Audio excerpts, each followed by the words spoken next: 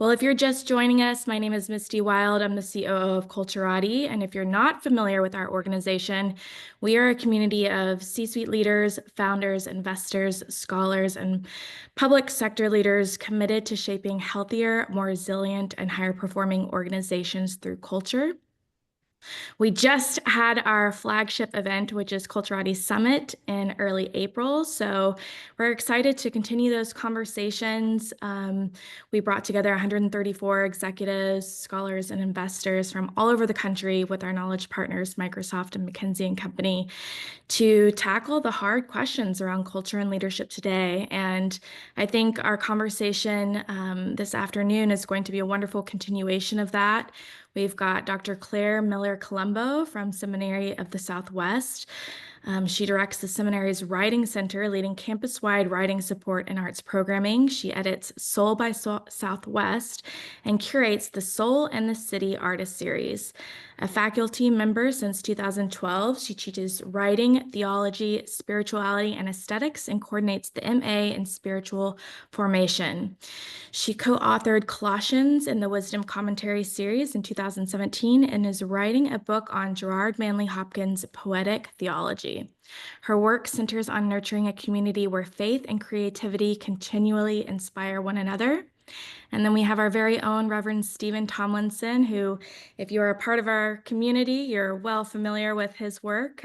He's the Associate Professor of Leadership and Administration, holding a PhD in economics from Stanford University. He coaches and consults with Wall Street, Fortune 500, and high-tech startups, executives and managers on leadership and communication strategy.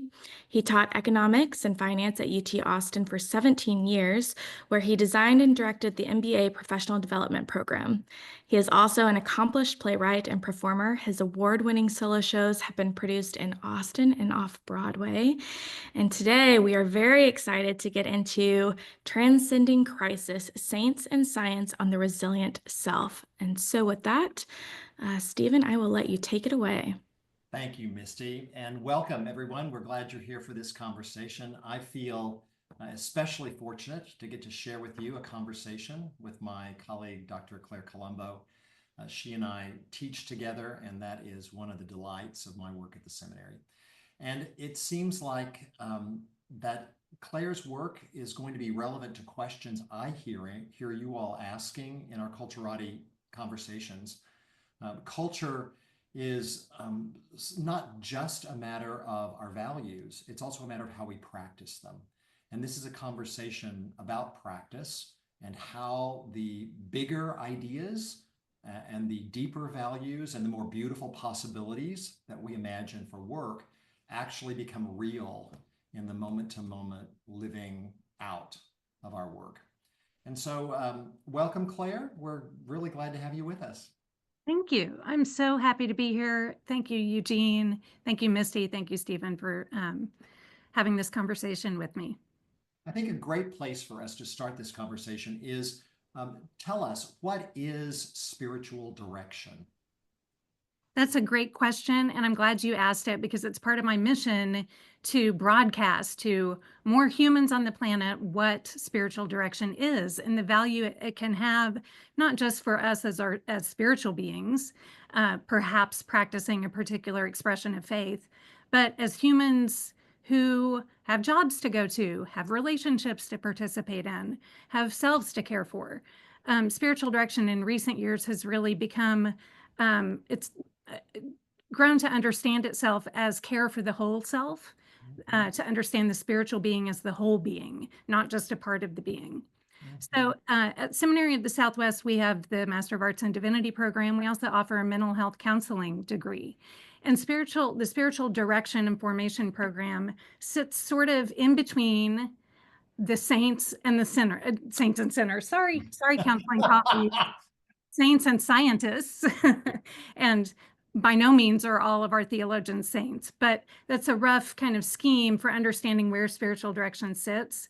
We at Seminary of the Southwest are blessed to receive knowledge from our counseling faculty that amplifies how we understand our practice of faith and our spiritual lives as neurologically informed and as relational. And we also learn, of course, every day from our theologians about what it means to be in right relationship with ourselves, creation, and the divine. And so Mhm. spiritual direction sits in between those two ways of thinking. And as a practice, it generally happens in a one-on-one context. It happens, we hope, in a safe and beautiful and nourishing space. It consists primarily of conversation between the director and what we refer to as the directee. The conversation that happens in spiritual direction is in some ways similar to or parallel to what happens in talk therapy or in coaching. We are telling stories, inviting stories about the life of the client or the directee. We're asking them to bring what's on their minds and hearts. The response that we have to those stories and the way we hold them is very different, however, than it might be in talk therapy or in coaching. Those two practices are goal oriented, and they generally, the intention with those practices is to heal something specific or to solve some sort of problem or presenting issue. In, Mhm.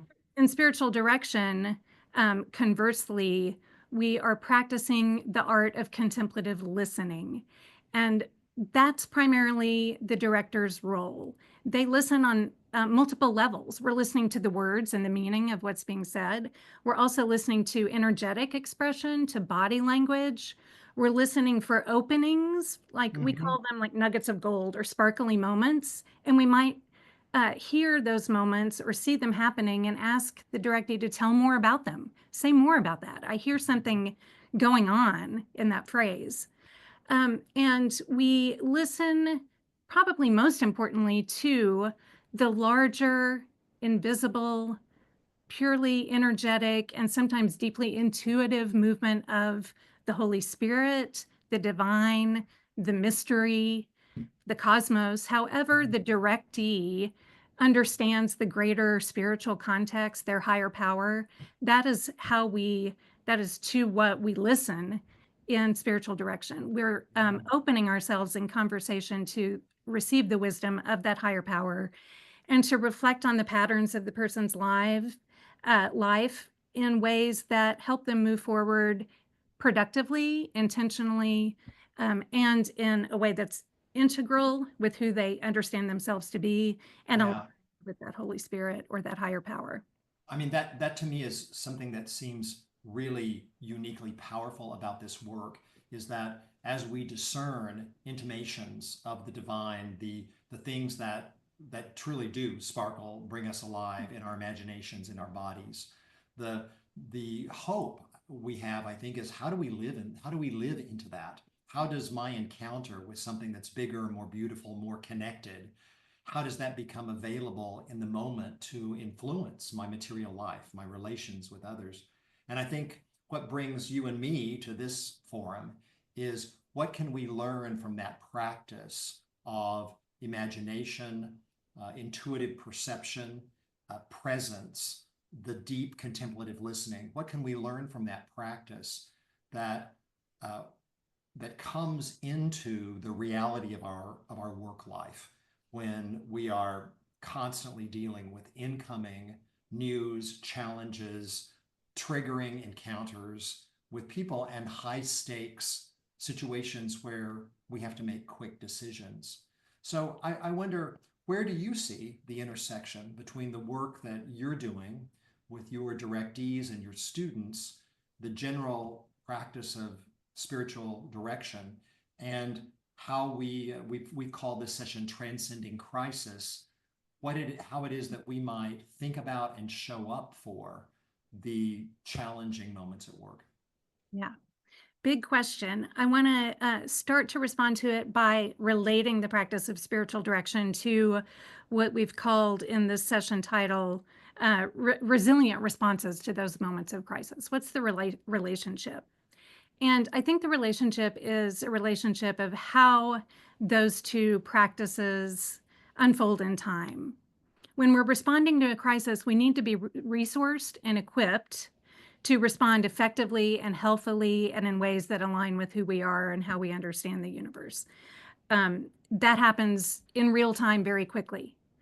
what spiritual direction does is dilate the practice of responding in the moment and opens it up in time so that over sometimes years, but certainly months, hours, a story gets told and we discern, you use that word and it's just the right word. We discern by listening to that story over time how we typically respond, perhaps in unhealthy ways, to triggering challenges in our lives. And we um, do the work of holding in compassion, we hope, those ways of coping and look for better ways to cope and more life-giving ways. And so spiritual direction slows down or dilates. It's a practice that slows down or dilates what happens in those micro practices that we're going to talk about today.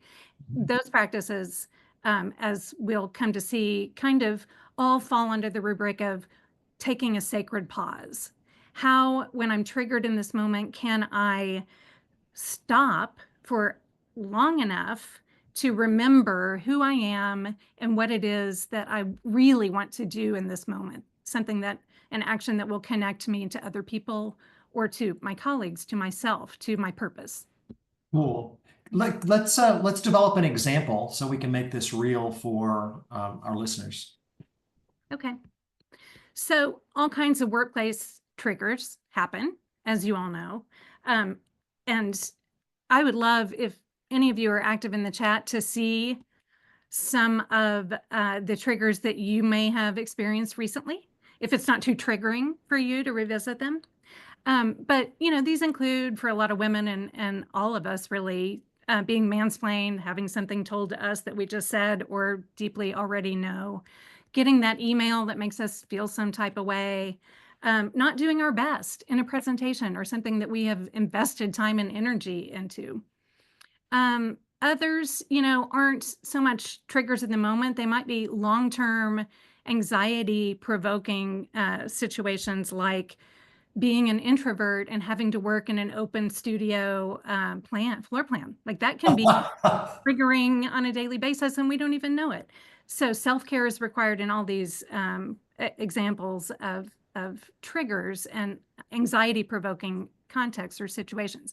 One that you and I have discussed a little bit is what's happening to many people now, receiving this email that from on high that lets you know that layoffs might be coming next week and without specifying whether your job is at risk. So you have to live in this in between, this holy Saturday, until you have some certainty around this question. It's very difficult to live with and perform within that kind of uncertainty. So I thought that might be a good example to walk us through. Yeah, that sounds really, really great. And so I'm guessing we're going to start with if I am in my habits of thought, the formation that I've been working on all my life, and that email hits, then I can pretty much predict what's going to happen. My reactions are not going to be particularly productive. I'm going to start doing some stuff that I'm probably going to have to clean up later, and it's certainly going to mess up my ability to be present to everybody else. Yeah, I want to name before we dive into what those reactions might be, those behaviors might be, the deep historical origin, well, historical in terms of our lives, our personal histories, the deep origins of our habits of reaction. There are two things at work here. One is often, not always, a key or primary unmet need from childhood. We all have them. It might have been the pattern in your household not to express emotion. It might have been the pattern that children are seen and not heard. It might have been the pattern that you took care of your caregivers. So whatever unmet need you've been carrying with yourself throughout your life and into your workplace life in particular is going to surface when we get triggered. That is the place out of which we are going to try to self-soothe. The second thing related to that self-soothing practice that I want to name briefly is that this is a chemical loop that's happening in our brain. So when a moment of crisis arises, we want comfort, we want relief. And over the course of our lives, we've developed habits to fill those unfilled needs from childhood. For example, making ourselves seen, having big emotions, visible emotions, or temper tantrums. We might have coped as a child with not being seen by withdrawing or retreating, watching TV, going into the treehouse, removing ourselves from the situation. We might have learned to take care of ourselves and never to ask for help. Mm. So whatever our primary response pattern is, it's going to surface in this moment of crisis.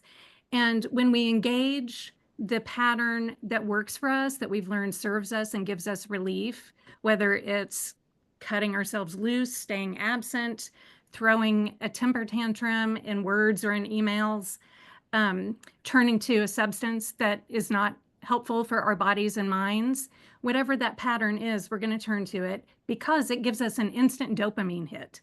We, through that self-soothing behavior, feel better in the moment, but very briefly. What we don't realize often is that following that dopamine hit and that adrenaline rush of having acted in a particular way, the dopamine level drops, and what gets released into our system is cortisol, which is the anxiety hormone. And so when the dopamine drops and our anxiety rises, and I'll get to the specific example in a minute, all of those negative emotions come into play that have to do with us being not integrated with our true selves. Responses, anxious, negative responses like self-shaming, self-criticism, embarrassment, Mm. deep discomfort that we showed up in a way that was not helpful to the overall well-being of us and others. The anxiety then causes us to want more self-soothing behaviors and dopamine hits, and we stay trapped in that loop. The timeline is shrunk to getting the next hit. I mean, this is literally a chemical addiction or attachment. And Yeah. we don't realize that our reactive patterns are ways of being in the world. And trust me, these patterns don't just show up at work. They show up in your primary relationships. They show up in your parenting, your co-parenting, your all of the ways that you be in the world. And so when we're looking for that next hit of the cheap thrill, we stay insulated and our horizon shrinks to where can I feel better? How can I get what I need to feel better quickly? Yeah, that's the thing I want to emphasize because you're tapping right here an experience that probably is common to a lot of us. I may have just been reading an incredibly elevating novel or a passage of scripture, or I'm meditating on some beautiful possibility or listening to some music that's, self-transcending. And suddenly I'm in this place where I feel open and whole, and the past and the future are wide open. Life feels very generous and abundant. And the moment that email comes in, part of the worst, maybe the worst part of the experience for me is how quickly my whole experience of life collapses down into what's right in front of me, and not even what's really in front of me, but some distorted, um, scary version of something that suddenly is all my attention is about. This whole big wide world just collapsed. Yeah, we zoom in and we disconnect ourselves from all of those larger realities, relationship, creation, the transcendent, even our workplace environments, the systems that we're a part of. We disconnect from those and we turtle up. Where we're going with this is exactly what you named. We need to implement practices that will slow us down for long enough to open back up to that greater, what I call the horizon of hope, the place where we can access memories and gratitude and embrace who we were in the past, that place where we can be productive and think about possibilities and where we can be creative, and the place where we can connect with all of the transcendent realities that we are in relationship with. So this is a choice that we have in these moments of crisis. We have the choice if we practice intention around them. If we don't practice intention, then we don't really have a choice. We're going to default to those ingrained behaviors. But if we do use some of the practices we're going to name in just a second, we can more quickly transition to or remember ourselves, recover our attention to the larger horizon. Yeah. Will it be helpful to develop this around an example, do you think? Yeah, let's go back to our example. So let's say, and emails like this often come in the evening or In the when nobody's evening, that's right. so you're at home, and like we all do, you're on your work email at 7:30 in the evening. You know you shouldn't be. So already, but it's giving you a dopamine hit of the worst variety, checking that work email when you're at home in the evening. We do it maybe to fill that unmet childhood need of being wanted, being desired. Maybe somebody needs something from me. So we're checking email and we get this notification that layoffs are imminent. And we're immediately thrown into what happens in our body is that we may go into fight or flight mode. Adrenaline is released, our nervous system is activated, and we are going to want comfort. And we may reach for the creature comforts that are in our environment. But in terms of the work presenting problem, we're going to we may be susceptible to trying to get comfort in a way that is going to, like you said, require cleaning up later on. Let's just take an example, and maybe you've got some thoughts about this, Stephen, but let's say our unmet childhood need is feeling seen and valued. That's a very basic one. So if this email is going to threaten that sense of lack of value, a lack of belonging, and it's going to threaten us with the pain of having our non-belonging and our importance kind of negated. And we don't want to feel that. So we might decide we're just going to remove ourselves from the situation before anybody can fire us or lay us off or eliminate us, because that hurts too much. So we might find ourselves tapping out the email in which we preemptively quit. We're going to resign tonight. I don't need to stick around. We might remove ourselves in another way. And if you're not as dramatic a person as the person in scenario A, you might just decide to call in sick. Why would I want to show up to this place if they don't value me enough to communicate with me more directly or to keep me in my job, in my position? Mine might be, I don't want to be alone in a scary situation. So what I'm going to do is try to validate that the situation is indeed as scary as I think it is, and that I'm not alone in it, perhaps by calling several of my friends and making sure they're as scared as I am, and getting into some kind of commiseration exercise with them, which is going to make us all feel much worse. And for a moment, it's going to feel like a kind of fake form of emotional connection, but within minutes, it's going to feel like we've all just made each other miserable for no good reason. You will have done that. Wash yourself in the bath, baptize yourselves in the dopamine bath and the adrenaline bath. But when that wears off, the amount of cortisol that's released into your system, because it's gonna be double. We need those little meters to wear that help us track the flow of cortisol. But it's going to be compounded in your case, because you will not only have the shame and guilt and anxiety around your private behavior, but you've drawn other people into it now too. So you're responsible for their mess. So we need to move past this, because I'm beginning to be triggered by this conversation. Before we move to the more healthy response, I want to invite anyone out there who's active in chat and has in mind a way they might react unhealthily to a trigger like this email we're describing, and what self-soothing behavior they might implement were they not as spiritually enlightened as all of us in this room, having thought carefully about these practices that we'll now turn to. So let's talk about what we can do instead. Yeah. Like I said earlier, some of these practices, these sacred pause practices, are really all of them are ways to open up the horizon of time so that we can bring more intention and presence and integration to our reaction. And so these can be thought of as spiritual practices. What would God want me to do? What does my sense of myself call for in this moment? What action do I want to take that's most loving and most supportive of a proactive, creative response to this? That's not where we go naturally. It's not where we go neurochemically.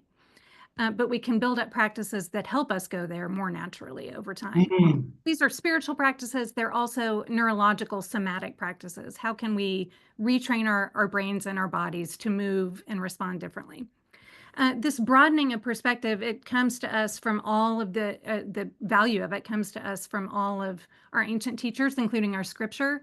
Psalm 121, I lift up my eyes to the hills, from where will my help come? This is a psalm of ascent, literally, and that's what we're trying to do, ascend to a higher perspective. In the first letter of Paul to the Corinthians, he implores this very contentious, triggered community at Corinth to put on the mind of Christ, to take a step back and to gain the perspective of the measured response and the compassionate response. And I think that's what he meant when he refers to the mind of Christ. It's accessing that higher perspective. So there are tools that we can use. We've gotten this email, and it's evening, so we're fortunate. We don't have to, in the moment, come up with something to say or a healthy response. We can take some time to build awareness around ourselves primarily, and what's crucial in this moment is building compassion too. There are all kinds of tools for this slowing down and reflecting. One of them, a common one, is called STOP. It's an acronym. And in this practice, we stop. We literally stop and we open up our minds to this higher perspective. We take some breaths. Our breath brings us back into our bodies and makes us aware of what's happening in our bodies. Where's that adrenaline pushing us to act in our forearms and our shoulders, our legs? It tells us something about the nature of our reactions. And then we can observe without judgment what's going on. The 20th century theologian and mystic Howard Thurman, who was working kind of alongside, or not, there's no evidence they knew each other, but they were working in similar way. He was working in similar ways to Thomas Merton, bringing this idea of contemplation into our daily lives. Thurman wrote, "Oh, how good it is to center down and observe and pay attention, to sit quietly and see one's self pass by." So for him, centering down allows us to see ourselves, hopefully to allow the reactive self to pass by, but also for us to see ourselves in greater fullness. A practice like STOP can really help us just get acquainted with who we are when we get triggered. And that's counterintuitive, but if we practice it over time, it becomes more intuitive. There's another practice that I love, and this comes... We need to cover P. Oh, I'm sorry, P. Yes, otherwise it's just STA. So. STA. With P, you proceed. You use an intentional, predetermined course of action that is going to get you a little bit closer to a desired outcome that you won't have to clean up. And when we use these practices, we become proud of ourselves. We become empowered.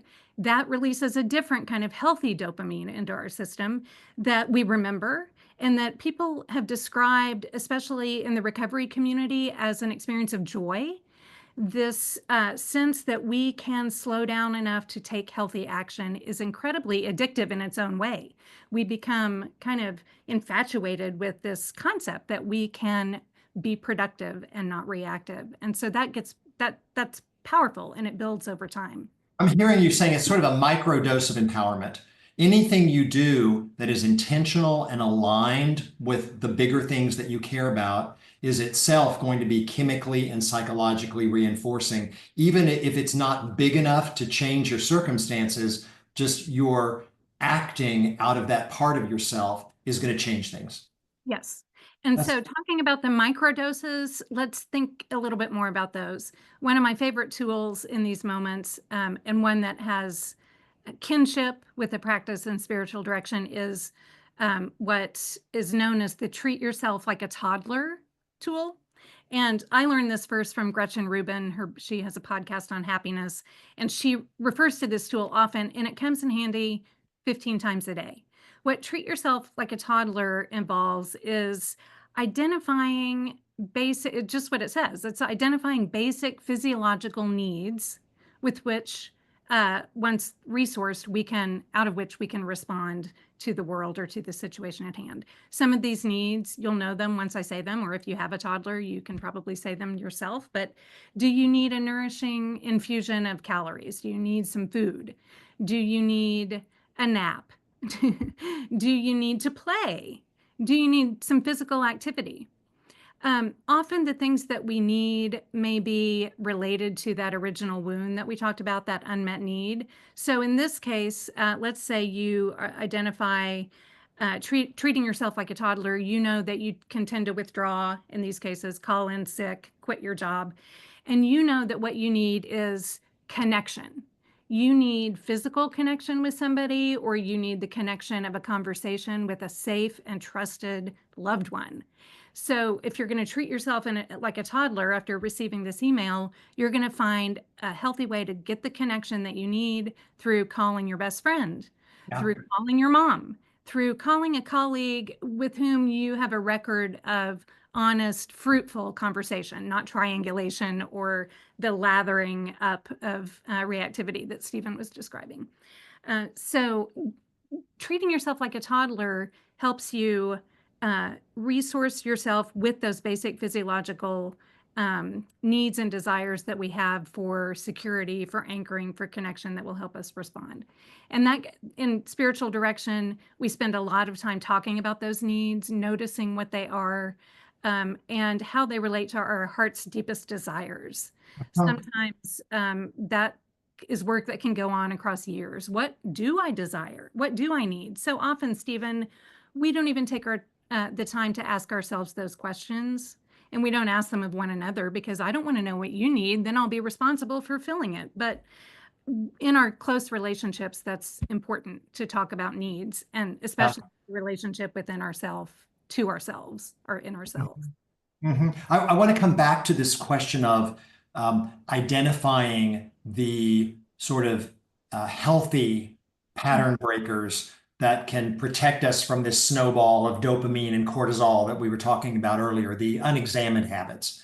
But I want to, forgive me if this is a detour, Claire, but in spiritual direction, whenever you're bringing in the inspiring, the things that inspire people, whether it is images in art or beautiful possibilities that they've intuited in their lives, or promises in scripture, how does this these attention to the hills, lifting your eyes up to the hills, or these beautiful possibilities, how do they become relevant or get into these moments when suddenly I'm on the bullet train of reactivity?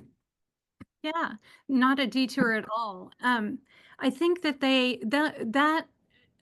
the relevance and the importance of those kinds of sources of nourishment and joy unfold and make themselves known over time as we practice in these small ways, as those practices create a chemical cycle in our brain and help lay down new neural pathways that reach for those sorts of joy. Those kinds of joys get amplified the more we practice in these small moments, and more than sufficient unto themselves to motivate us to practice responding to smaller crises in healthier ways. And, the beauties that you're naming, they're not always transcendent and coming from art museums. Sometimes they are just experiences that we can have with our five senses. And one of the tools I wanted to suggest for those gathered here is just, and this is an easy practice that can happen without a lot of forethought, but what is something I can give my hands, that like a soft blanket, something that will feel good to my sense of touch? What can you used the example of a square of dark chocolate earlier. How can I give my taste buds a little treat? what can I look at that's beautiful? Set up your environment so that you feel stimulated in life-giving ways by the things around you. Can I hear beautiful music? So all of the sensory pleasures in our lives are gifts are given to us by creation as ways to connect us with those sweeping transcendent realities that you are describing. We don't have to go out and search for them. They're in our environments if we set those environments up with care. Um, Another practice that we use in spiritual direction and in work with any kind of practice building tools is becoming aware of our body and then using, you mentioned art and the imagination, but what's been helpful for me personally is to come up with a metaphor that names what I'm feeling in my body. An organic metaphor is best. And the metaphor I use is the swarm of bees. So when I become activated, and I actually arrived at this metaphor with my own spiritual director. And when I become activated, my sensation in my body is that it's filled with bees that are swarming and swimming around. And I know it instantly. So I've used that metaphor so often that I now, in the moment, can know that bees are swarming and I need to open up time, step away, and regulate myself. The beauty of the organic metaphor is that things in nature are constantly in cycles of transformation. They constantly change. So the bees pass. And one of the notes to self in my journal, repeated almost daily, is let the bees pass. Let the bees pass. So this has become a mantra. I'm not going to take any action around anything if the bees are swarming. And so your organic metaphor might be it might be a wave. You might feel like a wave is happening in your body. You might feel like it's a rock slide or a mudslide. Whatever it is, if you've got that metaphor, you can use it, visualize it, and you will know almost in a clinical way when that energy is passed through your body because the metaphor will still itself. That's a great practice that you can explore in the moment. It also distracts your mind. I'm triggered by this email that comes about the layoffs, and I might, or any other email, work email that triggers you. Notice what's going on in your body. Try to make a picture around it, a metaphor that will help you notice it in the future and let that energy pass. Mhm. Yeah. I mean, Now, we are learning to talk about this state as sort of like the weather. It might pass through your system. We don't fight with the storm. We just delay the picnic until the grass is dry. exactly. And we might revise or improve the picnic while we're waiting. Right. I mean, I can actually imagine saying to someone at work, we are working on this decision now. We need to delay the action until people or maybe this way, if we take action now while our folks are spun up around X, we are likely to have these risks. I mean, I think it's really important, Claire, if we can be this clear and factual about human weather. You know, we might call this cultural meteorology. You know, what passes through our people, that there are risks associated with prioritizing productivity and particular narrow agendas, when in fact what's happened to people as the result of perhaps clumsy communication around something that predictably activates people is creating conditions where the consequences could be serious for people and the organization. Absolutely. Right. And the the cleaning up that has to happen around those reactive responses to situations at work is like has is kind of exponentially self-compounding. There's fallout from those that sometimes we don't even detect, that have to do with people's energy levels, that have to do with people's capacity to invest in a project, that leave people feeling scattered and unfocused. And so there are all these intangible and unmeasurable outcomes in addition to the ways in which it intensifies the problem, the presenting problem, that we're not going to have time to clean up because we're going to be continuing to manage the crisis. And then those compound over time as well. I want to ask one more thing before we get to Q&A, and then anything you want to say by way of um, anything we've left out. Well, how can we practice? What have you learned from your work with your directees? How can we practice so that in the moment when the email comes or the trigger strikes, that we've got more capacity to dilate time? What can we do when when the bees haven't started swarming yet, that can build our capacity for choice rather than reaction? Yeah, I mean, there are so many good practices that you can engage. They include curiosity about investigation of our stories, those dominant narratives that we tell about ourselves as people at work or as leaders or as people in relationship, and get really curious about those. What is it that you find to be your strengths, and where are your growth edges? Your growth edges are probably going to coincide a little bit with those unmet needs. So, and those are ways to um, prepare yourself to act fruitfully in the moment in ways that are also going to serve your personal growth. For example, if your unmet need is being seen and your typical response is to quit or call in sick to be unseen before somebody else can unsee you, then you might discover, by getting curious about your operative narrative, you might discover that your growth edge, your work, is to be seen, to put yourself into the conversation, not the gossipy lather bath over here, but the constructive problem solving, creative solution conversation. It might be your growth edge to move with intention into a greater leadership role that can give you, that can kind of marshal the gifts you've identified doing this work Yeah. toward preemptive and preemptive actions, but also building up the healthier system at your workplace. So identifying the growth edges that correspond with the wounds that trigger these reactive responses is really important.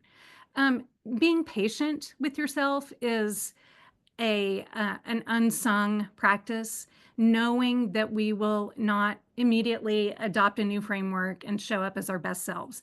These are the micro practices we've been talking about. If we're intentional about them, some days we will practice them, other days we won't.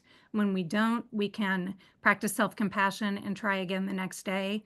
In the recovery community, the acronym SLIP, S-L-I-P, stands for some learning in progress.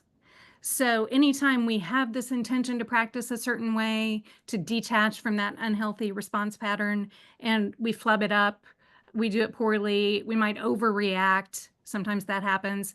Those are learning opportunities. So learning to hold our our messy moments with compassion and as texts from which we can learn about the story of our lives unfolding right in front of us, the better we're going to get at, over the long term, really building up our capacity for turning toward that hope of horizon. Cool. Self-forgiveness is also really important, just in terms of the contextual factors that influence our response at any given moment. There are 100 unseen factors that influence our capacities on any given day. How much sleep did you get? What did you eat yesterday? So some days we're just off and we're not going to be able to respond. But remember, it's 7:30 in the evening when the email comes in. You might just need to treat yourself like a toddler and put yourself to bed. That's really good. I mean, even just the recognition, I mean, it is a pretty big shift from the way capitalism works to say there are circumstances that are beyond our control. And most of my unproductive responses to triggers are a desperate need to get back in control of something that feels like it slipped out of my control, when in fact the best experiences in my life have been things that were outside of my, tight management. And so how might we have the grace to see ourselves as beings that have some spark of divinity that are in a world where things are inevitably going to be out of our control. And that seems to be a more honest view of the world. It's not always active for me when an email like that comes. And so to be able to say, all right, an asteroid has entered the atmosphere. Let us take a moment to breathe, feel our bodies, eat the square of chocolate, be thankful for the flower that's in front of us, and then we can decide under these unpromising circumstances what gesture seems to partake of any measure of beauty or courage at all. I love that you use the word grace, because when we open ourselves to the horizon of hope, which stretches time and opens up our attention for creativity and our history and memory, we also open ourselves up to this radical idea that we're not in control ultimately, that we are in partnership with all of these other movements and energies in the universe, including God, if we believe in God, but that things can happen and will happen for the good that we haven't determined or driven or asked for. Things can happen in the moment, just like like crises can erupt, so can goodness. So can unexpected outcomes that knock your socks off. And the more we practice opening ourselves up to this horizon of hope, the more, I don't remember who it was who said the thing that we attend to is the thing that grows. Yeah, yeah. We pay attention to the incoming beauty and the incoming surprises, the good ones, the more of those we'll experience. That's happening in the brain and in our practices as well. I'm going to check in for a second. Misty, Annie, this is the moment I think that we see who wants to ask questions. If there's anything that you'd like to hear Dr. Colombo speak to, this is a good moment to put it in chat. We are, oh, good. Here's a question, and it's from my friend Gustavo. Hi, thanks for being with us. How has remote work impacted this and ways to manage? I love that. Before you could leave your desk and just go next door, and now you're you're at home. Claire, what do you think? How does remote work complicate this story? I mean, I think we're laughing because we can immediately imagine how it would complicate the story for better or for worse, and for worse. We all remember, if we don't work at home remotely currently, we remember working remotely during COVID, and we remember all of the bad habits that grew up around our work. And I don't even have to name them. I'm sure everyone's imagination is going right to where it needs to go. Yeah, yeah. What you also remember is that we experienced a kind of collective reconnection with those sources of joy and transcendence. People were out walking, people were listening to bird song and writing lyrical, exultant poems about the birds. Like, we were all so intrigued by the aviary life in the world.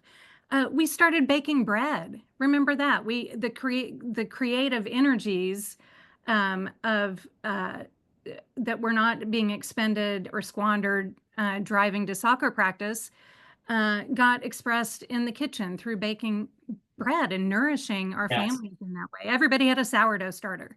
So I think working remotely, whether it's COVID related or not, opens up beautiful spaces for us to transform that gift of time that we're given into things that bring us joy and that reinforce the healthy habit loop in our brains, and that keep us connected to spirit.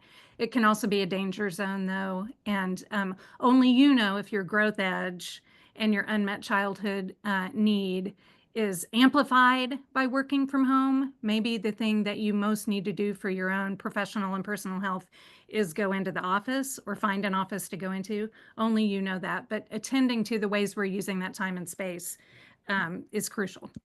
Thank you, Claire. Here's one from our friend Robert Boland. He says, suppose you have a teammate and you can sense that their storm is building to some kind of climax. How do you be present to someone else who is suddenly in the snowball?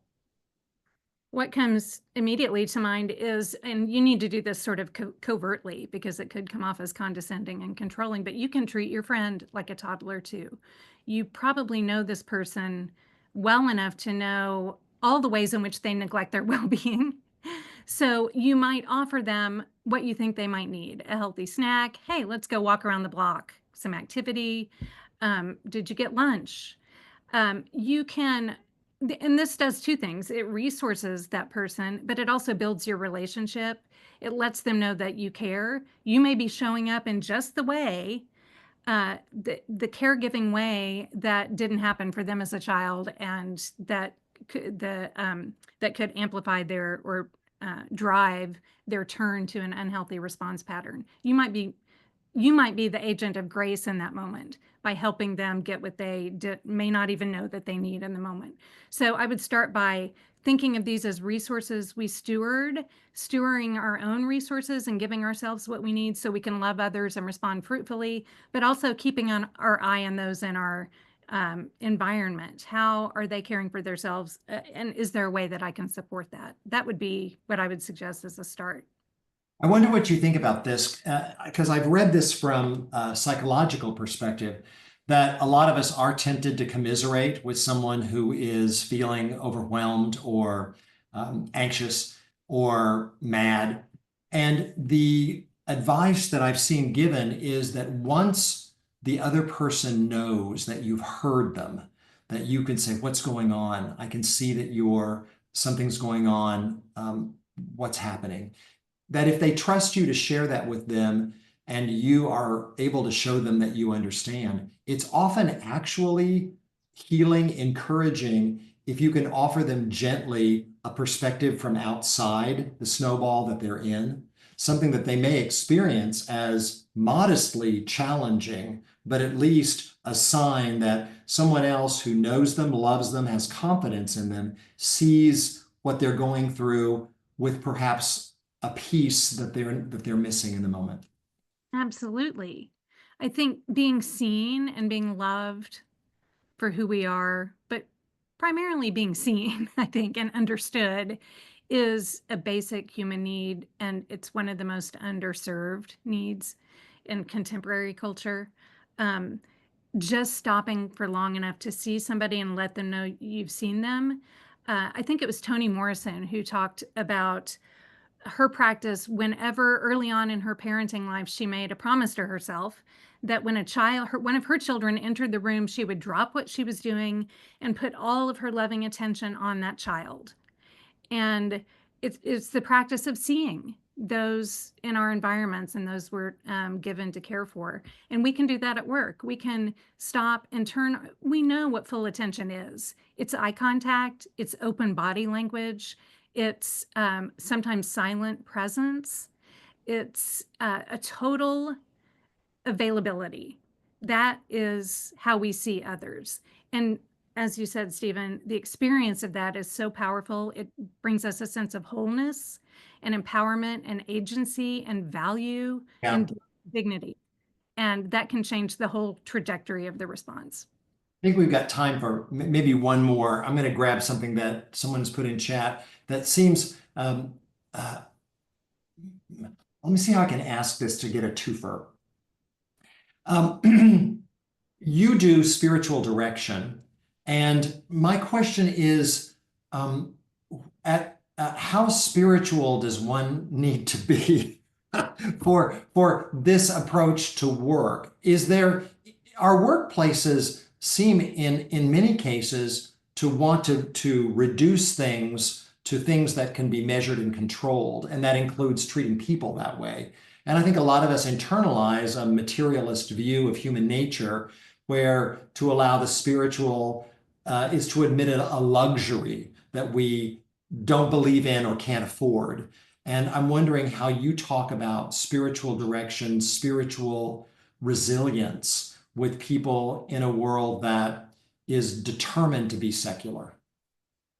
Yeah, I appreciate the question because it surfaces our tendency when we talk about things spiritual to set them in opposition to things worldly or to realistic perspectives. So you have the spiritual life, which is woo-woo, it's abstract, it's not verifiable by science. That's what many of us believe. And then the hardcore realists' way of engaging the world, which is fact-based and results-driven. In spiritual direction, we really understand all of our endeavors in life as humans, which include work and relationship and the spiritual life and creativity, on a continuum. And this horizon of hope that we're opening up has a place for all of these activities and endeavors. And when I talk about a horizon of hope, you can substitute different, maybe more salient words to the professional environment, such as productivity or progress or long-term creative solutions. The hope is a future-oriented perspective. And you cannot run a business without a future-oriented perspective. You cannot make choices that you think will lead to your flourishing without a future-oriented perspective. So getting out of the snowball cycle and making ourselves available to the goodness that wants to come to us through this totality of temporal experience and from the transcendent cultivates hope however we understand it, in the spiritual life, in relationships, in our workplace ambitions and dreams. Yeah. And if we're aligning all of those things along the same trajectory, what's good for us is good for our community, is good for our workplace system. And we have hope at the heart of what we do and how we respond. We're also going to have effects that are beautiful and life-giving beyond the visual community that's in our immediate grasp. We're going to support human flourishing. And I think this ties to the last question that Misty put in chat. What is something we hear about resilience these days that we would like to question, complicate, interrogate, or trouble? And I think you've touched on it here. I hear an admonition to be optimistic. And I just am not interested in optimism. I don't think optimism has really very much to do with hope. I think where hope comes from is from the deepest grounds and power of what is in human beings, which is the thing that we're experiencing when we take even the smallest bit of agency to do something in the direction of our values and discover, even if we don't immediately see results, discover a difference in feeling and a difference in capacity and the ability to take a next step. People have gotten through all kinds of things, and the beauty that we've created is often unexpected. But I'm less interested in telling myself that something is going to happen because we're going to get lucky or it's all going to work out, than I am in saying what is in us collectively and with what is also in us in the transcendent sense is there is greater power than we have tapped into yet. And anything that we do to move in that direction, to me, is richer than the notions of resilience that I read about in the business magazines. Claire, anything you want to say as a final word?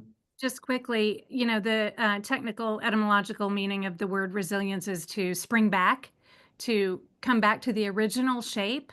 And I would just suggest that in line with what you were saying, Stephen, hope is a form of resilience that takes us beyond that original shape into something new that we couldn't yet have imagined. It takes us into what's possible and what we might have imagined was impossible. So we're not just interested in preserving the original shape, but transforming it into something that can hold all of us. Excellent. Thank you, Claire. Thank you, Misty and Annie and Eugene, for inviting us, and everybody for tuning in. We really enjoyed sharing this conversation with you. Thanks, everyone.